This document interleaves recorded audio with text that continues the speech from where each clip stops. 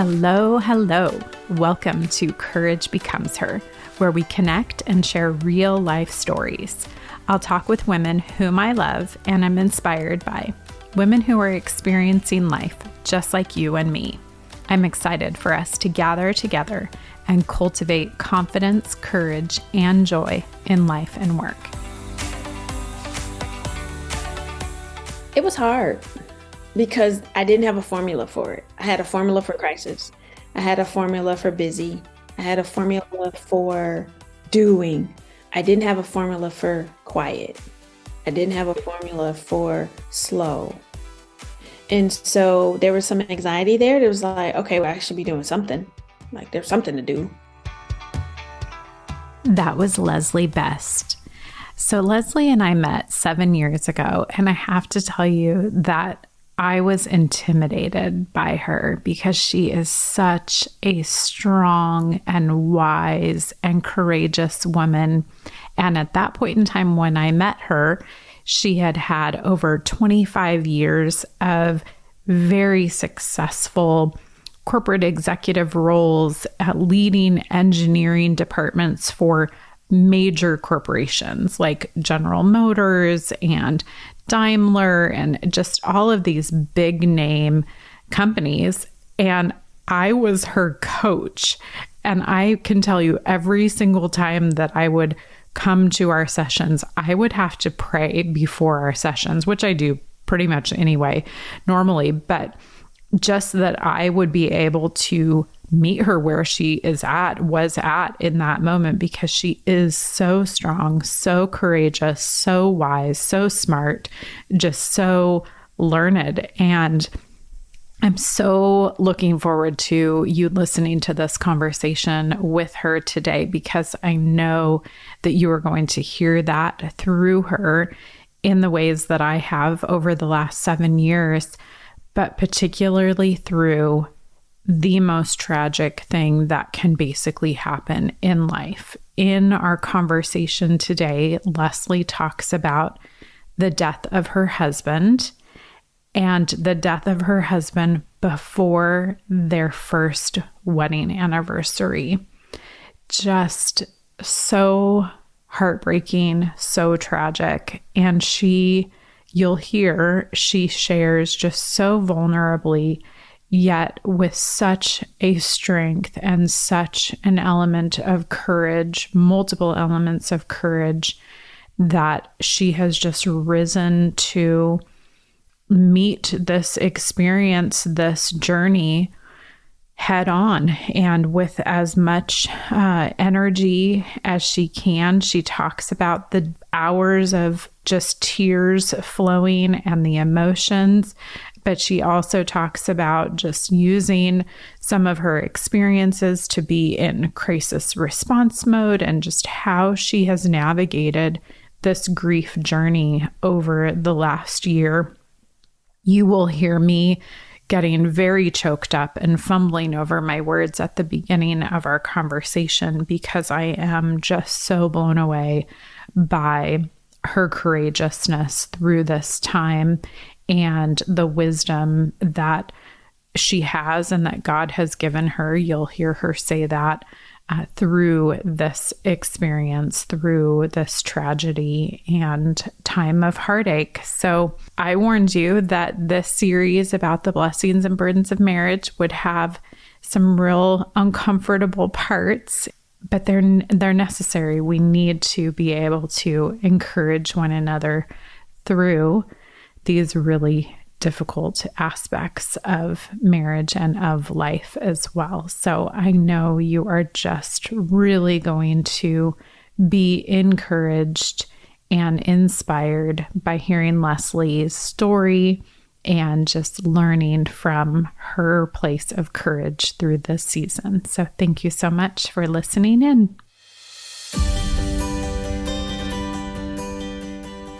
Leslie, I am so happy to have you join me for this conversation for Courage Becomes Her today. Thank you so much for joining me. Happy to be here. Happy to be here. Thank you. It's just such a blessing for sure. So we're in this series of the blessings and burdens of marriage, and we're going to talk about your story here in just a moment in that regard. But let's get to know you first a little bit. So let's start with, where is home? Home is now Northwest Indiana, and I have been here for going on 2 years now. Yeah. Yeah. New community, new change. You've moved around a fair bit though in your life. So Yes, I have. And I've moved 8 times. okay. And once internationally, but 8 times, and that's only counting locations. That's not like the move aways. That's going Yes, yes. to live in 8 places. And I would tell you that it gets to a place where you have a bit of a rhythm for the move, and you have a bit of a rhythm for the stay. Yeah. I don't know that there'll be too many more after this, but I have found myself boomeranging back to the Midwest Yes. frequently. Yeah. Oh, well, that's good. I'm glad for you for this season to be in Notre Dame country, and back near where you did your undergraduate as well. That's kind of wild. You're right. Yeah. Yeah, graduate work was at Purdue. So yes, not too far from West Lafayette, but central to actually my family. So I haven't always lived near my family. Most of the Okay. times that I've Yeah. moved, I've been really far away from family. So I think this puts me a lot closer to family, Wow. which has been helpful too. Oh, good. Good. I'm glad for you for that. That's wonderful. I know you had a nice and enjoyable day yesterday. So tell us what has filled your cup, metaphorically speaking, or made you laugh in the last day or so. Yes, the last day has been absolutely amazing. So I have a cousin who doesn't live too far away. So Chicago is really, really close to me. I can get there in an hour. And so I have family there. I have extended family there. And my cousin came down to visit, and we spent the whole day yesterday at the spa. So it was just amazing. And um, she too is actually has experienced some things that I've experienced. And so it was a time to just reflect and to relate and to Mm. connect and to share and to encourage and to um, just do life together yesterday. Yes. And that was really nice. Good. Mm. I love that for you and for her. That's just so meaningful and so special to have that. So well done. Along those lines, what is your love language? My love language is equally physical touch and quality time. Okay. So it's like, spend time with me and keep your hand on me. That's right. Yes.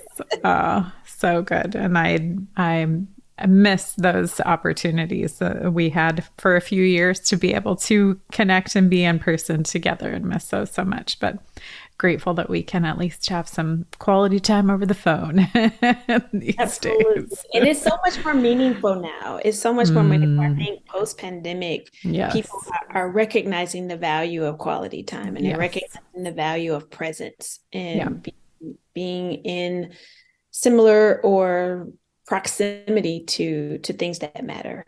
Yeah. And so I Yeah. think it's amplified it for me. Yes. Yeah. Agreed. All right. I know you're not a huge TV person, but is there a best show or movie that you've watched in the last year-ish? I'm not. And that is like the no offense to anybody who watches TV as their go-to place to relax, but that is like the worst thing for me. And everybody knows it about me. Well, so I'm grateful that they know. So Yes. like, we know you don't watch TV. Like, yes, I'm glad you know. So I don't have to be pressured to watch anything. But I was with a friend not too long ago, and they were sharing some shows and some comedy little skits things, and it was so funny. And so we decided we were going to watch something. And I watched a movie called The Gray Man. It was hilarious. I don't know how old that movie is. I don't know when it came out. I don't know any of the actors in it, Yeah. but it was so entertaining. And I mean, it's like literally on the edge of my seat for the whole time of watching it. And I was happy to have watched it. Like I was actually suggesting it to other people, and they're looking at me like, yeah, I think I've seen that already. You're like, oh, okay, well. But for me, that was like a big moment because I am certainly not a TV person. Yes. Yeah. Well, I have not watched that yet, although I have heard about it. So I'll have to add that to the list. But I'm not a huge movie person either. So it definitely takes a pretty significant thing to get me to do that. So yeah. I don't even Good. know if I can sit still for it anymore. I know, right? Yeah. Yeah. That is the truth for sure. All right. How about Mhm. concert? What was the first concert that you ever went to? Oh, the first concert, I think it was the Beastie Boys. Oh my gosh. Wow. That's great. Yeah. Somewhere in the 90s, Uh-huh. somewhere. Yeah. Uh-huh. Okay. That I was Yeah. old enough to go to. Yeah. Yeah, because I was living in Michigan at the time, and it was in Royal Oak Theater. Okay. All right. Mhm. I went with a That's a memorable one, no doubt, for sure. Oh, goodness. How about a current obsession? What's something in any genre, app, food, product, anything? My current obsession is smart news, and I have like not made it to bed on time in a long time because I will look up and I'm like, I'll get into bed at like, okay, Leslie, you need to be sleep or at least in the bed by like 10:30, 11 o'clock. And 2:30 in the morning, I'm still going through headlines. I'm Oh my thinking, goodness. so smart news is my obsession. Smart news, like Flipboard, anything that coagulates news where it's not just a single news outlet Yeah. and you can kind of get maybe a little more rounded views of stories and Yeah. just trying to keep a finger on the pulse. And I think all of us are news junkies, information junkies. I've always been an information type person. And so I try to be mindful of where I curate it from, Hmm. but some of them will curate multiple Yeah. outlets. And so you can kind of get a wider view of a single story. So yeah, smart news is my thing right now. Okay. Yeah. And making you stay up way too late. That's good. Way too late. Good. Way too. All right. You know, I love books. So, what's a book that has transformed your life? And I've always been jealous of your book assumption. I was telling someone like 2 weeks ago, literally at the end of March, I was telling someone, I said, I feel like I'm not living my life right because I said, look at all these books she got through in like one quarter. I said, I got through three. That was like one a month. She's doing like one a week. And so I have done a better job at being intentional about reading. I've always enjoyed reading, but I've never got through a lot of books in a Sure. particular time. And so I'm in the midst of Smart Brevity. Okay. Yeah. I completed most recently the Five Temptations of a CEO, which was Oh, interesting. yeah. I like Uh-huh. Pat Lencioni's style. Yep. I Yep. like his style of writing, and so I breezed through that one because I just he just has a very inviting writing He style. does. But Yeah. Yeah. I'm working on. I feel like I'm not as much of a word master as I used to be. That was Mm. always a very good gift of mine. And so I am conscious of feeling like I'm using the same words more repeatedly. And so Uh, I'm losing some of the yeah. diversity in my vocabulary. So I have picked up the reading a bit. And so I'm in the midst of the smart brevity. But the other thing that I've found for reading is just more preparatory type reading. Yes. So there's another book around how we heal. I have that in Mm. my list right now. And I also have The Body Keeps Score Oh, that's such a good one. Yeah. as Yeah. one. So those are on deck Mm-hmm. for the next Mm-hmm. couple of weeks. Good. Oh, that's great. Yeah, I haven't read How We Heal, but I've heard really good things about that for sure. So, so good.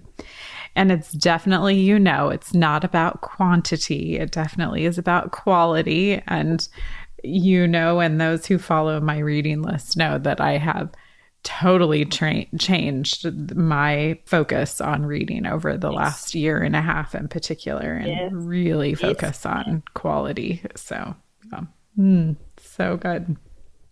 Well, we're going to talk about a really tough topic today, but I'm so grateful for you and your willingness to be vulnerable and to share. So, maybe backing up in history just a little bit, you and I met in 2017, and one of the conversations, 16?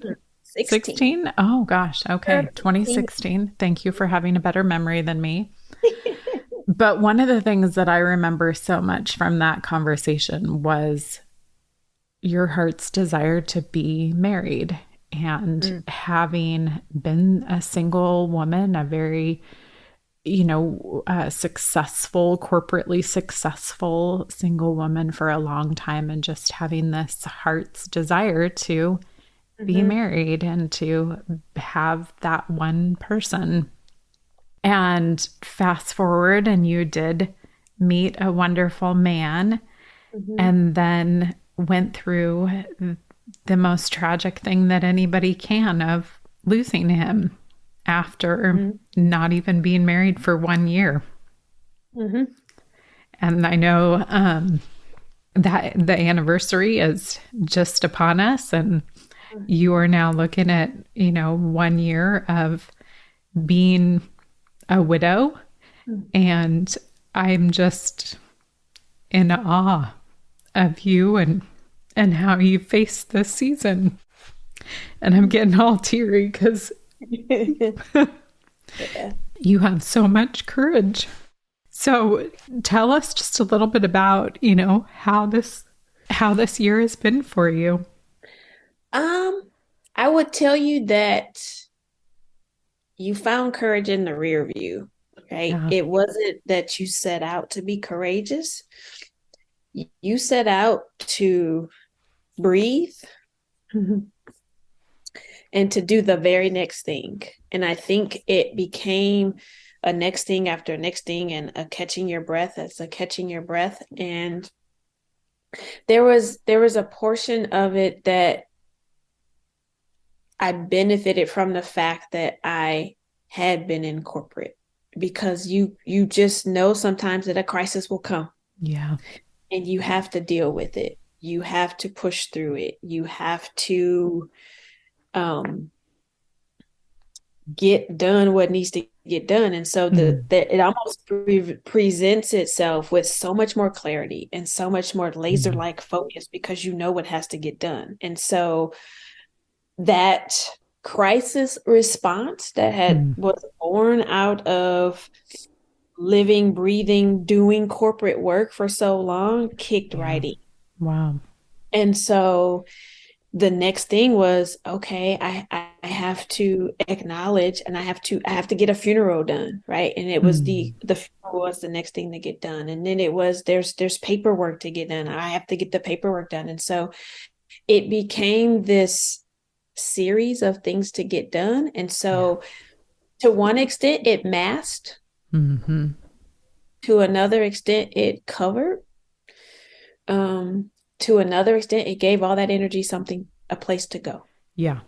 And so it would have been a different kind of year if it had happened at a different time. And so because it happened before our first anniversary, because it happened before our birthdays, because it happened before so many things that were on the calendar for us to do, there was this unending list of undone things. We had a full schedule for the summer planned out. Yeah. We were leaving the next day to go celebrate my grandmother's 90th birthday. We had all these things ahead. And I think in the midst of you knowing that I wanted to be married, there were a few things that I had said, I'm going to wait for this, right? So there were some things that had gotten put on the shelf of things that you wanted to do, not super big stuff, but even some things that I was going to repeat to do, like places that I've gone. It's like, oh, when I get married, this would be a great place to go back and create new memories with my husband. And so that this last year has been about almost in some cases trying to pack your life back up, because you had unpacked and you said, okay, now it's no longer just you, Leslie, it's you and him. And you have to, these are joint decisions now, not just your own decision. And so it was that, and you had laid everything out. Yeah. And then it was like I couldn't move fast enough to try to put it all back in. It's like, no, no, no, I Mm. don't have all this stuff exposed anymore because it's just you again now. Mm. And so the year has been about um, taking time. It has been about celebrating in a different kind of way because Mm. there were so many milestones that I had to do that I wasn't planning to do by Yeah. myself. Yeah. Um, I wished I had been my only loss last year, but I had Yeah. five more after it. And so Mm. I almost got good at loss Mm. and maneuvering through it.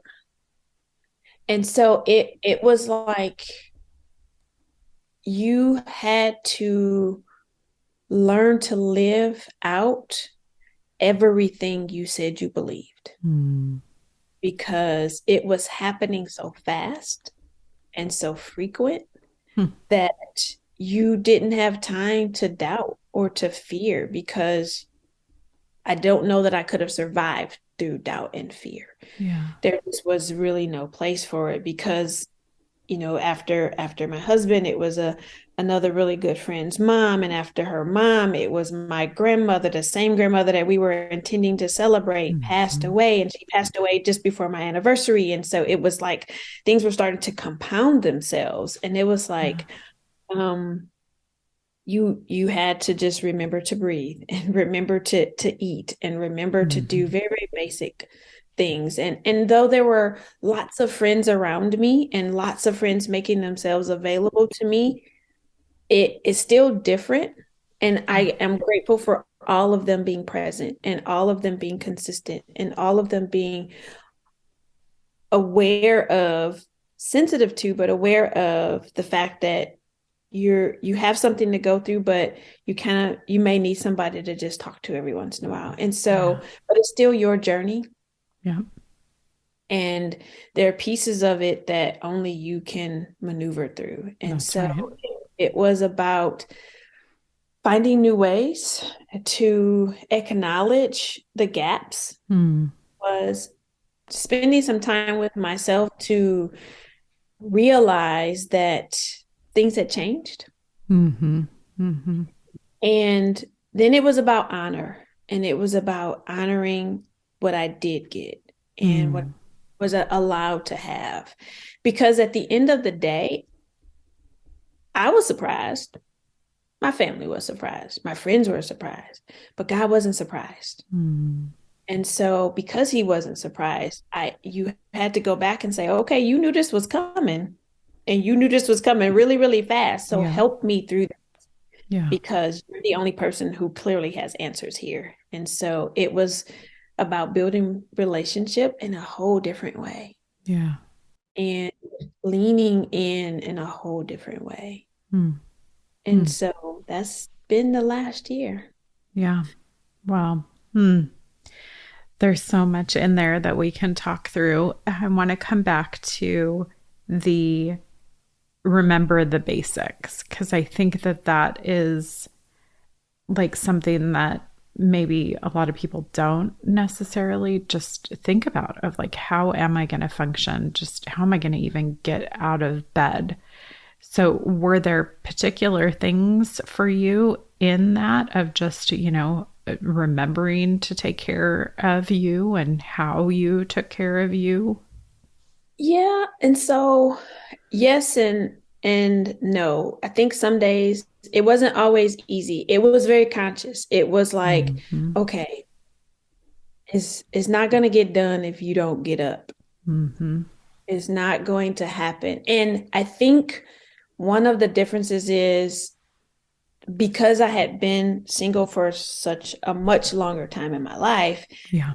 there almost wasn't enough time to get used to having help. Mm-hmm. And so that played a role in recognizing that you live in your home now alone, and so Mm. we don't have children, and so because of that there was no one else to lean on, there was no Yeah. one else to depend on, and so you get to a point where it's like if you don't do it today or tomorrow it's going to be right there waiting for you because no Mm. one else is going to come in. And so some of it was just that, even though it was hard, Yeah. there was a whole lot of prayer. Mm. There was way more prayer than I could even count the hours for. Mm. And it wasn't just prayer, your own prayers. I know that it was friends and family, and it was, your pastors and other people of faith that you Yeah. might have in your circle. But I think the other piece of it too was I know my husband's character, and he was a doer. Mm. And he wouldn't want me wallowing Mm. in the idea. He sometimes you could hear his voice. It was like, come on now. Right? From other things, right? Not like literally hearing his voice, but from other things, just Yes. you just know that there's just this you have to get some things done. But it's also about allowing your space to when you can't, Yes. Yeah. and knowing when you can't. Mm-hmm. And Mm. so I think I was balanced in when I can, I just can't. Mm. And then when I can't, and asking for the help. I wasn't always asking for help though. I will Yeah. be honest. Yeah. There was way more help offered to me than I allowed to take advantage of, or I allowed to be there. And sometimes it was because you just felt like I got to build the muscle, and so I got to Mm-hmm. do it. Mm-hmm. Other times it was you didn't want to be in the way because this was your thing. And so sometimes you felt like it was your thing to do, and so you're just trying to build the muscle. So Mm. I would say that things that were repeated were leaning back on some of again, that behavior that was so much more muscle memory to me than not. Yes. Yeah. And and that was a very critical piece of it. Sometimes to a fault, because I didn't always ask for the help that was very, very present for me. Mm. There was also this need to build a new muscle and to try and figure it out. And some of it, quite honestly, was negative. It was the expectation that I would figure it out, Mm. because the part of me that has always had to figure stuff out was like, well, you just got to figure this out too. Mm. And so I wouldn't say it was all good that drove it. There was Yeah. also some pieces of bad behavior that drove Mm. it. Mm. Mm.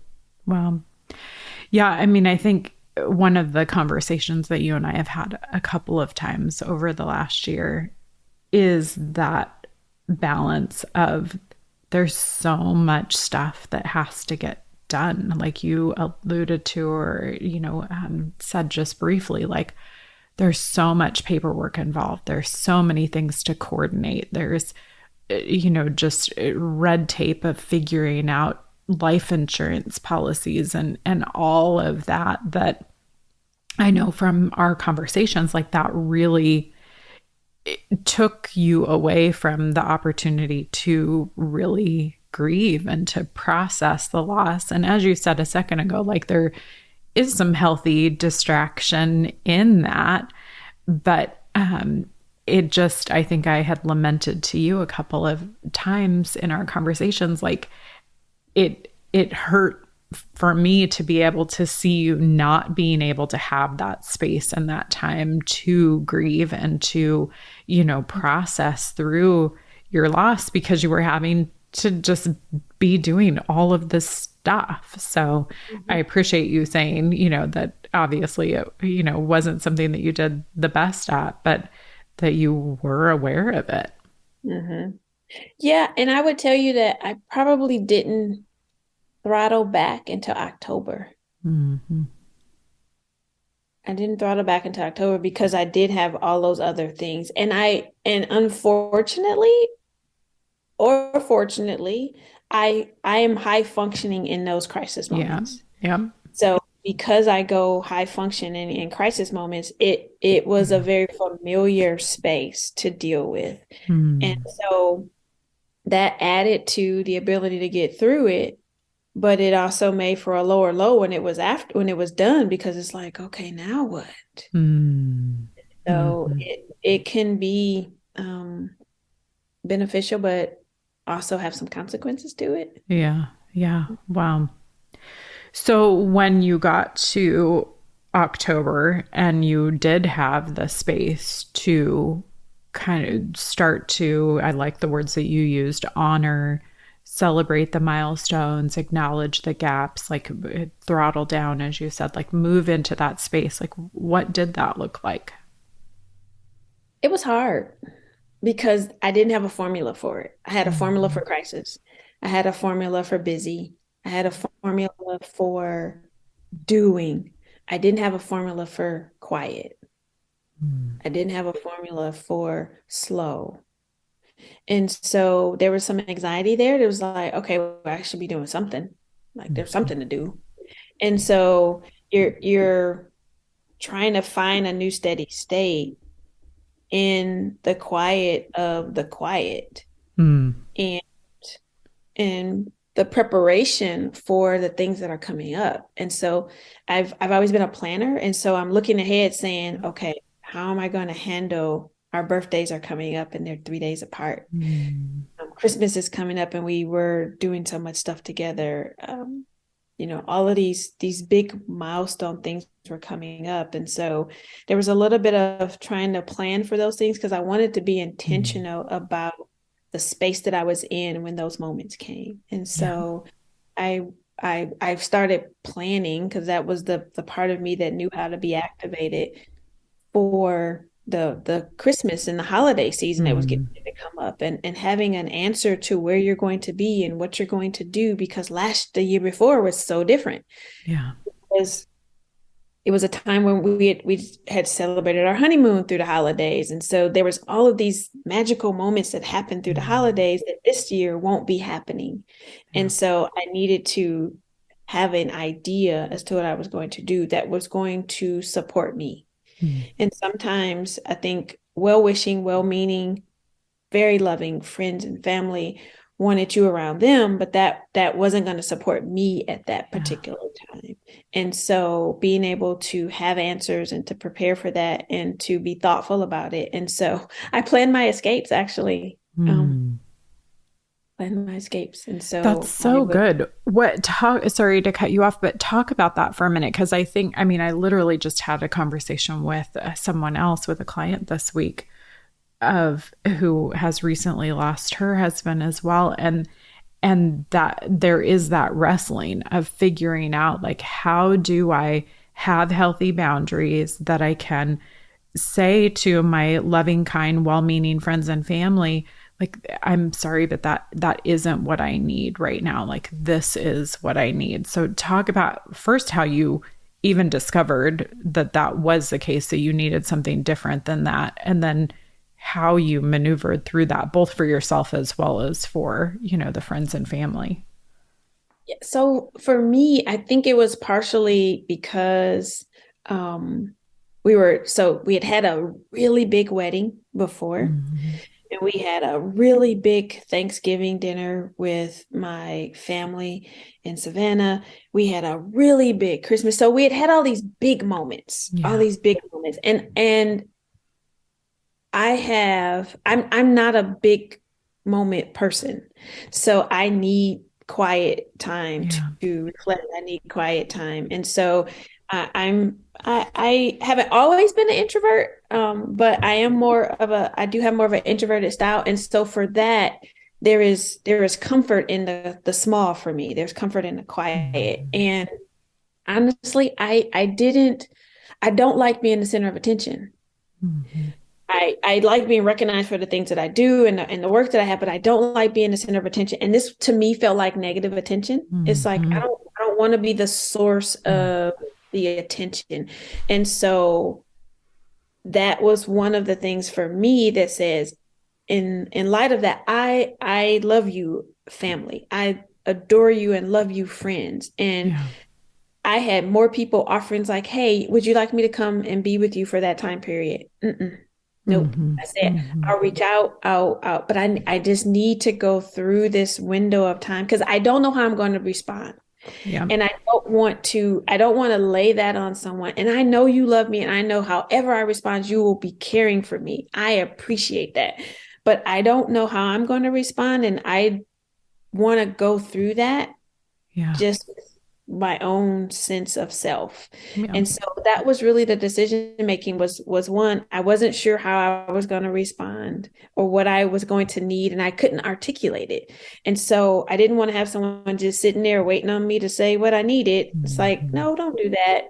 I would rather spend a different time with you when I'm in a different place Mm. where it can be mutually beneficial.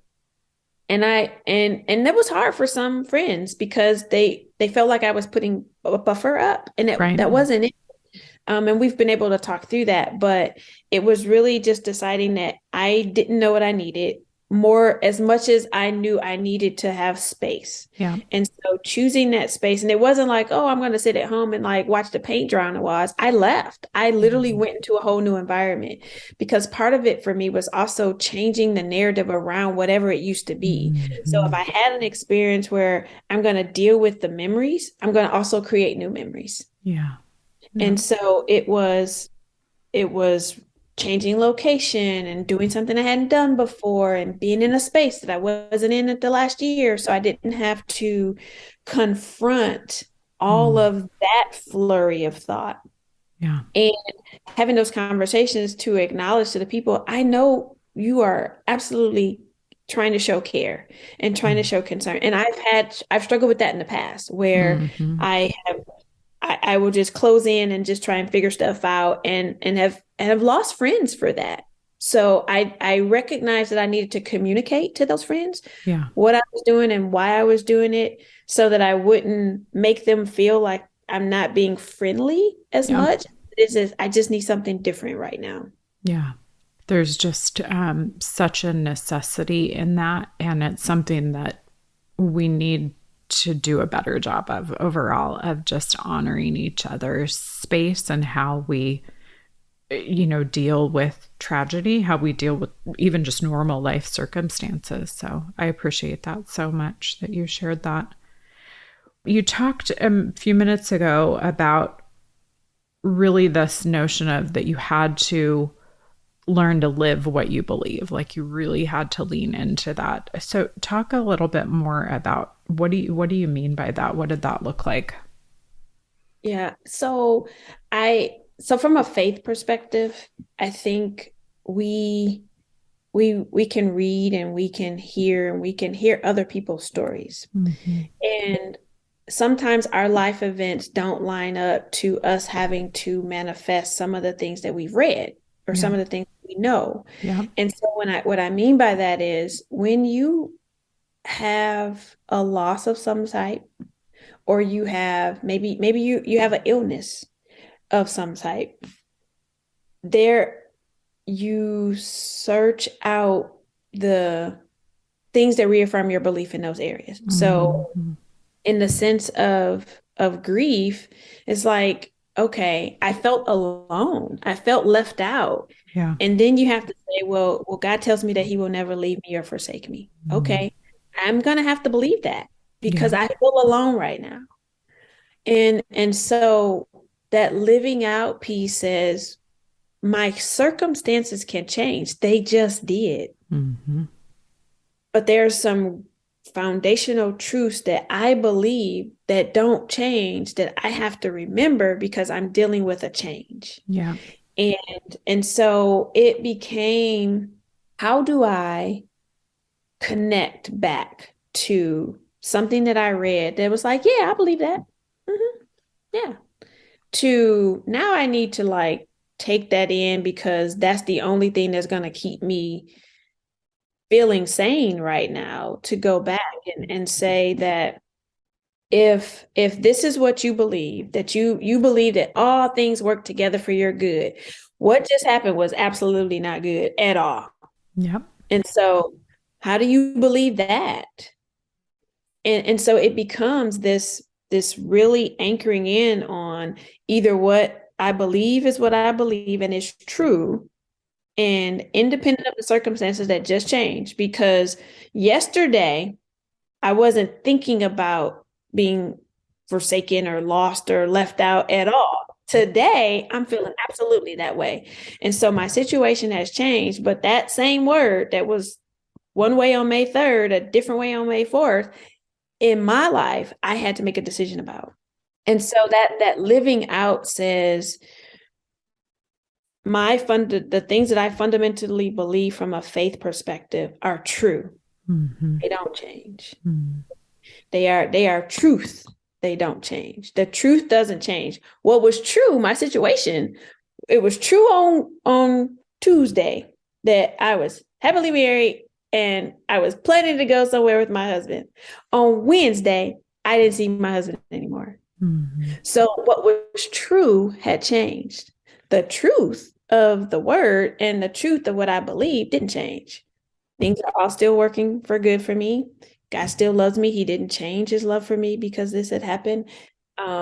He's still good. He's still faithful. He's still all these things, even though what was true for me had just changed.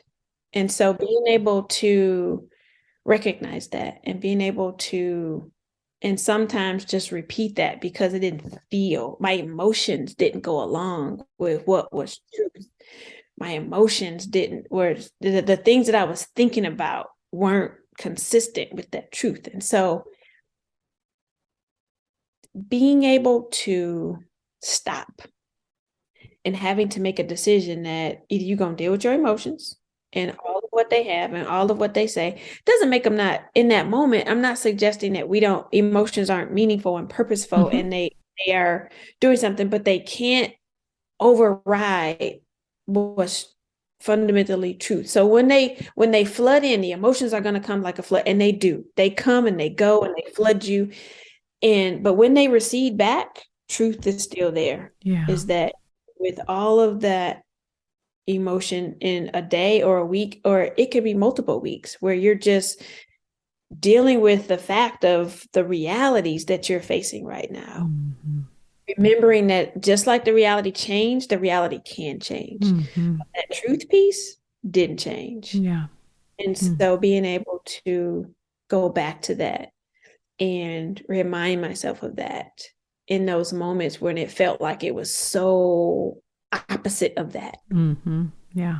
Wow. Yeah. You talked a minute ago about just kind of no formula for quiet and getting comfortable with quiet in a different way for yourself in this season. I know one kind of practical way that you've done that is by really embracing journaling. Talk a little bit about that practice and kind of how that has been helpful for you in this season. So I actually don't really like to write, but I enjoy, I get a lot of ideas, and so I have to write. And so because I don't remember everything all the time, and so it's been a different outlet for me in this particular season. So I would journal before, but I would journal to make sure I can thread together ideas and thread together thoughts. This season of journaling has really been a lot more introspective. It's been a lot more trying to track progress in some extent. Yeah. Trying to capture all of the emotions that come because you don't really know how you're going to feel. I would pause and say, healing is messy, period, paragraph. And because it's messy, you don't really know what's going to come when. You can go from really high, hit a trigger, and then be sitting up in the fetal position somewhere. And so because that was such a new experience and has been such a new experience for me, I journaled to capture the thoughts and the ideas and the emotions, because I know that at some point it's going to be different. Yeah. And so I kind of want to see my progress. And I've never journaled for that purpose. So this time I feel like I'm journaling for a very specific purpose, to track progress and to see how things are showing up. And the other piece of it this time around is because I have more quiet, I can hear more. And so being able to be still in a way that allows you to hear. I've had very specifically another time in my life, but in this season, it's been a season of creativity. And so I've gotten very, very different things in my quiet time Yes. that have led to other things that I'm being shown in this season, that I'm being led to do in this season. And so it has been a little bit of capture and connect and remember. I dream a lot more now. And I've always dreamed very vividly, but I dream more frequently now. And so I capture those things and the ideas that come and the um and some of it is really getting things out in a way that sometimes you don't really want to talk about. And so it's a way of talking for me too. And so I use that space for all of those things, believing that I'm gonna go back to them. Yes. Yeah. Um, Yeah. but we'll see if I go back. Oh, friends, what a tender conversation this is with Leslie. Thank you so much for listening in. As I'm listening to her talk, I am being reminded of just how much loss and grief we have experienced over the last 3 years. And I know that there is a woman in your life who is going through loss and grief in some way or another. They may look like they have it all together. They may look like they're okay, but I can guarantee you that they still need some encouragement as they're navigating their grief and their loss. So will you please think of a woman that you can share this episode with today? I would really appreciate it, and I know that they will too. And while you're there, will you please give a rating and a review for the Courage Becomes Her podcast? I would really appreciate it. Let's get back to the conversation with Leslie. So you alluded to it a moment ago, but there are a couple of things that have been, we'll say, birthed out of this season that were totally unexpected for you. So talk a little bit about that and just, what you're being called to as a result of this loss in your life. So I had anticipated that after I had cleared the services and the memorial and kind of gotten things into a steady state, that you just go back into the thing that you had known and go back and do the things that you were planning to do. And I should have had a clue that it wasn't going to go that way, because even in planning the memorial service, I would get ideas. And so the whole memorial service itself, I dreamed it up every day. It was like this journaling. It came through in the journaling, how to lay it out, how to plan it through, how to orchestrate it, who to invite, who to be on the program. And so it was like every day you're waking up and you're just going. But even in that time, so the very first thing that I wasn't planning to do was establish memorial scholarships in my husband's name. He was such a community builder and such a people person and such a lifelong learner and all of these little things. And so, but there were 4 unique things, 4 unique organizations, 4 unique purposes that overlapped, but were very significant in his life. And I said, what can I do? How can I, because I didn't want to, I didn't set out to say, I'm going to do something. Yeah, Leslie, do something, figure it out. It was like, no, do this, do this, do this, do this. It's like, like, how can I do that? I don't even know how you do that. and this is in the midst of planning the memorial service. Yes. So by the time the memorial service had come, there was an insert inside of the program about these 3 scholarships and an endowment that had been started. Wow. Started, documented, created, executed, everything in the same time frame. And I'm like, what are you doing? Like, who does that? and so So there's an endowment with his undergraduate university that's listed Mm. in our name, and that's for he was an athlete, and he was an athlete. He was an ROTC, and so it's really focused at athletes and those who are looking to serve their country. And Mm. then there is he was a frat boy, and so he has a fraternity, and so there's a couple for his fraternity, um and the fraternity focuses on the leadership and the scholarship and the Mm. community service side of what he did. And then he was in another organization called 100 Black Men of America, and they are really focused on mentoring and supporting the Mm. community. And so there's one there. And then he was a Boy Scout of all things. He was a Mm. Boy Scout. And just under, I think it's Life Scout that's right underneath Eagle Scout. And so got all the way up and then chose football. So he didn't finish his Eagle Scout, but so I have one with the Boy Scouts because he Wow. was the day that he passed, he was working with he was a member of the local Boy Scouts here, the council here had been always had stayed active with Boy Scouts, Wow. but was trying to start up another troop to support inner city youth. And so Mm. that was very significant for him. And so the scholarships, so you got all these scholarships, right? And so then it was like, yeah, you get them started, you have a perpetuity plan, we got some contracts in place. Move on, Leslie. No, that's not what happened. So then it was a this idea about a foundation came up, and it came up from another friend, right? That she was sharing some things that the Lord had told her, and I said, I didn't get that. So you say what you want, but that didn't come to me. A Mm. month later, in the middle of the night, I get this idea of starting a foundation. And I was like, and I woke up and said out of my mouth, you got to be kidding me. What am I supposed to do with that? I love And it. so I get my little journal book out and I take my notes. And Mm. sure enough, I've started a foundation Mm. to support the community work that we were doing and some of the passionate work around youth and young people. And so still doing some forming with that, but Yeah.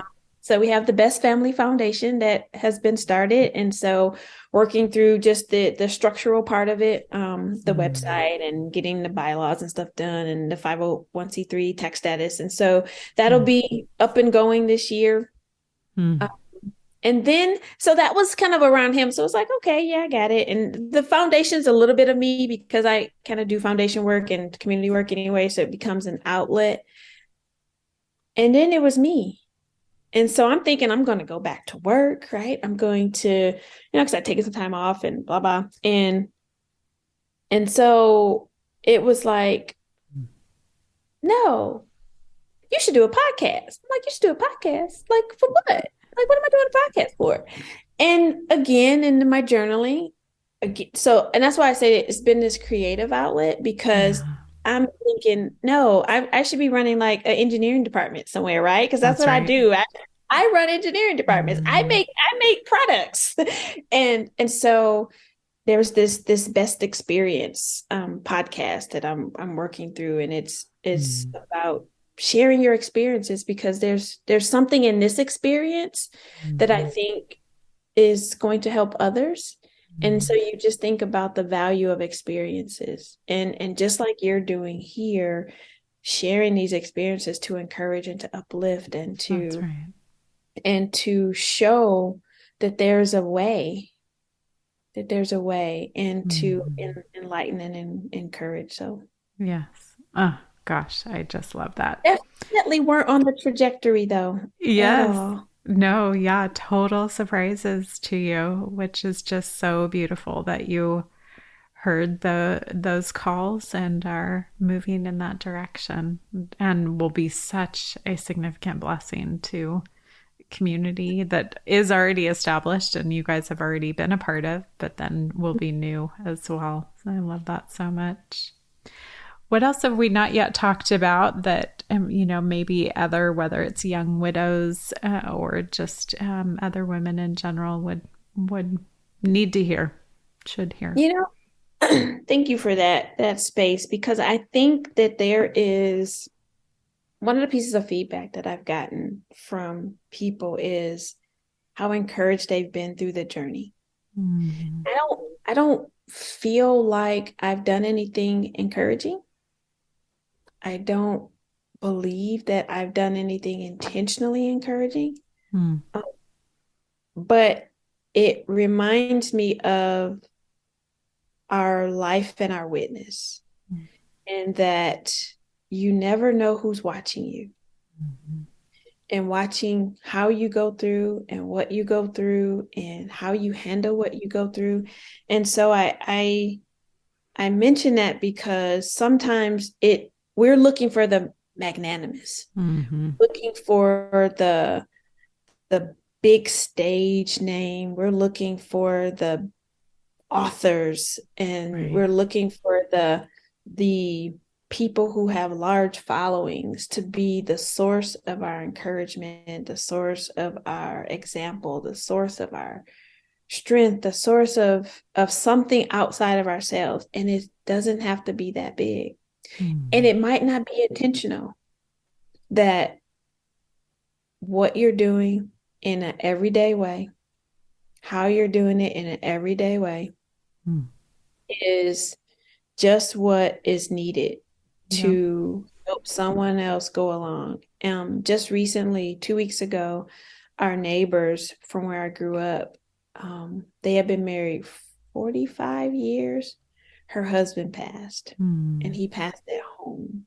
Mm. And I called her, and I was like, "Oh, Miss, and I won't say her name for privacy's sake, but," and I said, "I'm so sorry to hear about that." She was like, she says, "Well, thank you." She says, "But she's like, "I'm sure I can get through it because I've watched you." Mm. Now, she's a good 25, 30 years older than me. Mm-hmm. I didn't even know she was watching me. Mm. Right. And so, Mm-hmm. just an example to say, I had no intentions of encouraging her.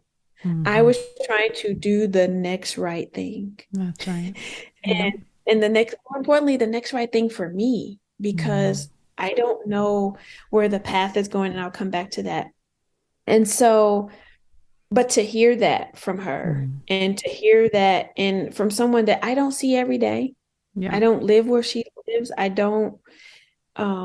not connected with her like that. I'm sure she talks to my mom, but it wasn't that. And so I encourage those who are listening who are wondering, is it me? Could it be me? Mm. That couldn't be me. It is you.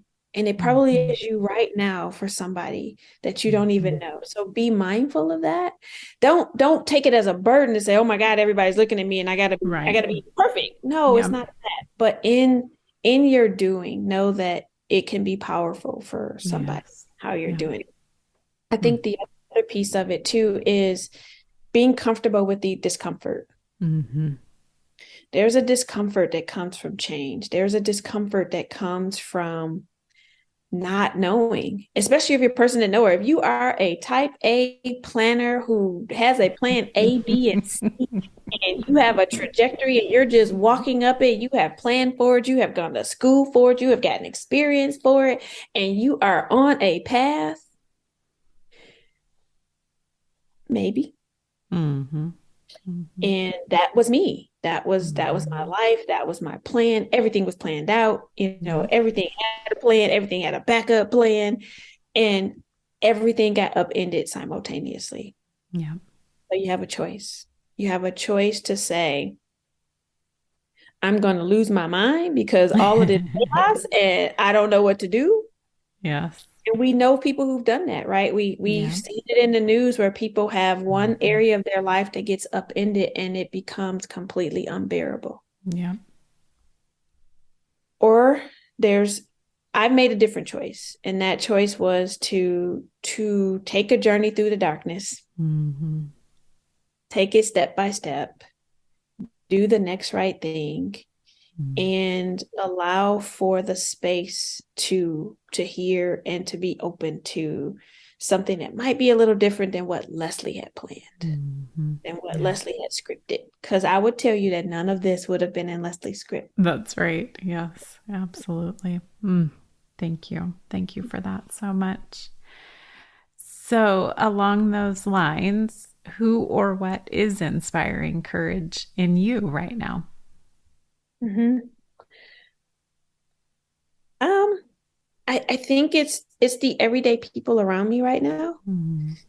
It is it's my mom is Mm. one who she's so funny. She's retired like 3 different times. Um, but sees the value in making a difference in what she does. And so Mm. like I told her she went back to school at like over 60 and got a second master's because she wanted to go make a difference somewhere. I was like, Oh. ooh, okay. No excuse for you, Leslie. But there's also the my mother-in-law right now, Mm. who is so witty and has so much knowledge and has Mm. so much care. Mm. And I get a chance to spend time with her. I get a chance Mm. to spend a lot of time with her. And so I've always appreciated people that were older than me. And it doesn't have to be a whole lot older than me because I believe that there's so much more experience that can be gained that you don't have to live. Mhm. And so I appreciate older people, my friends that are older, et cetera.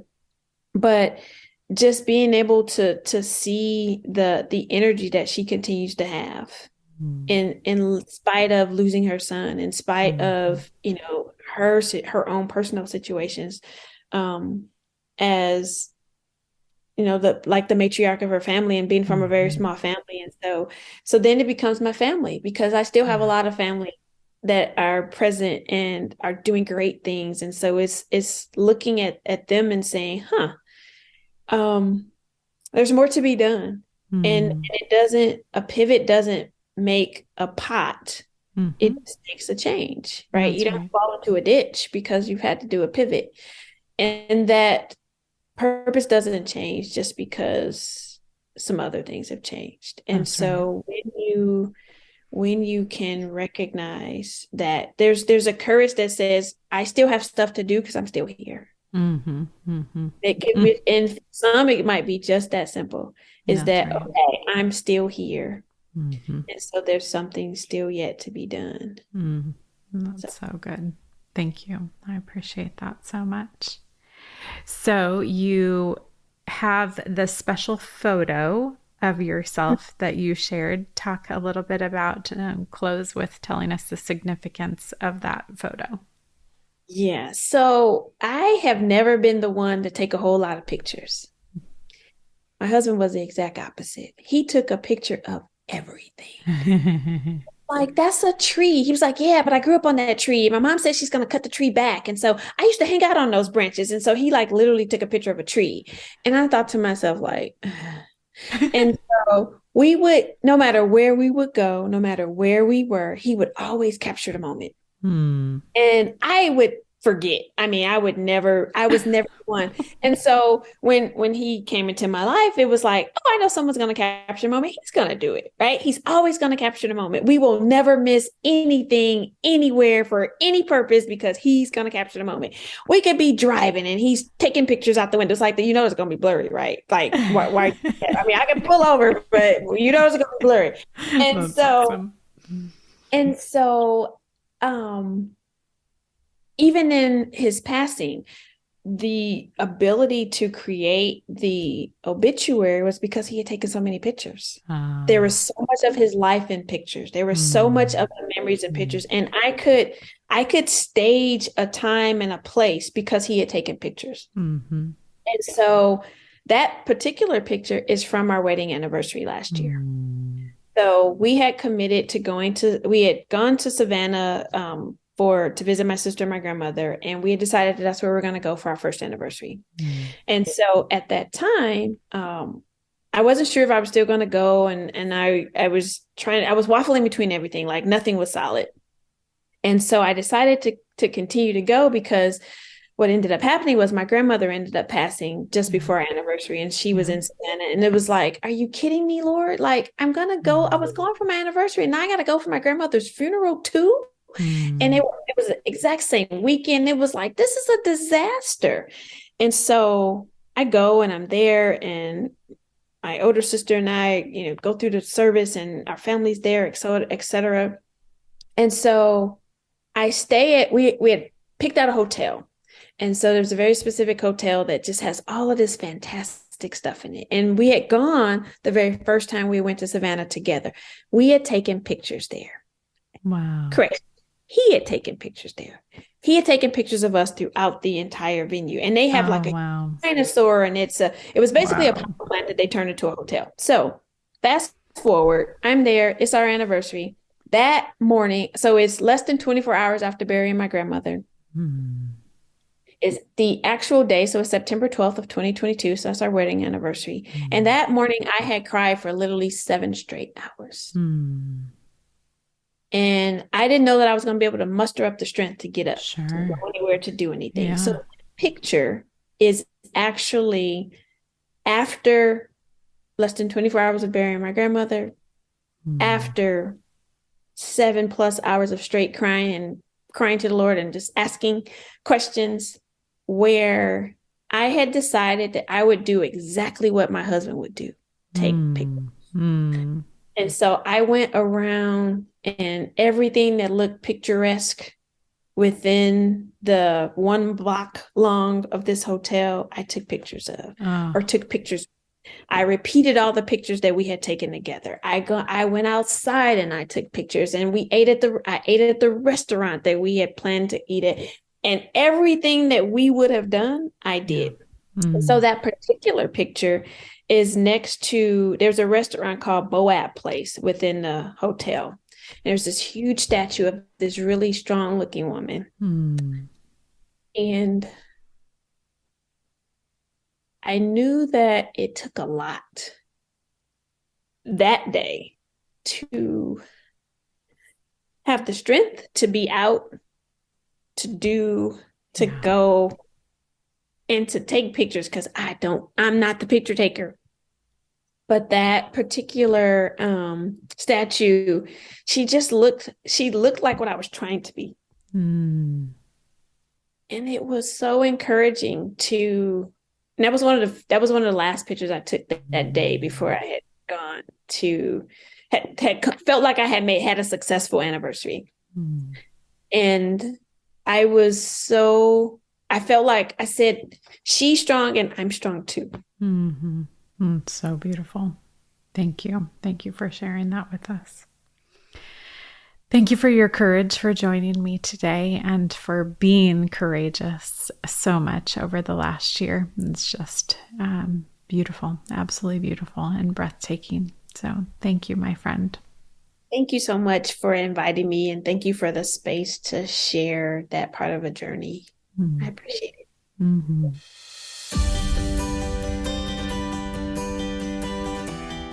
I know you now understand why I got so choked up at the beginning of this conversation. Leslie is just so courageous, and she is the type of woman who I want to be, the type of courage that I want to have in any hardship and any season in life. I have just learned so much from her by participating in her life with her, being a small part of things with her over the last year. And I know that you are finding courage, were inspired courageously through this conversation with her as well. Through our conversation, I was reminded of a quote from my friend Nicole Zazowski, who was on episode 14 with us back in December 13th. Nicole says, "Your spilt tears may provide a river of refreshment for someone who is hurting down the road."